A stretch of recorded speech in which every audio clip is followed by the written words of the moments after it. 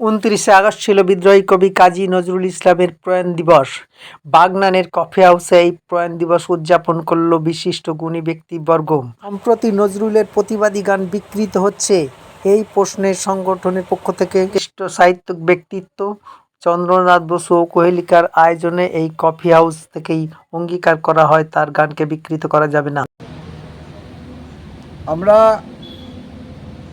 Bagnan coffee হাউসে কোহেলিকার পক্ষ থেকে আমরা বিদ্রোহী কবি নজরুল ইসলামের প্রয়াণ দিবস পালন করেছি। ভারতের স্বাধীনতা আন্দোলনে নজরুলের বিরাট ভূমিকা। কারাহৌ লৌহ কপাট যে গানটা, সেই গানটা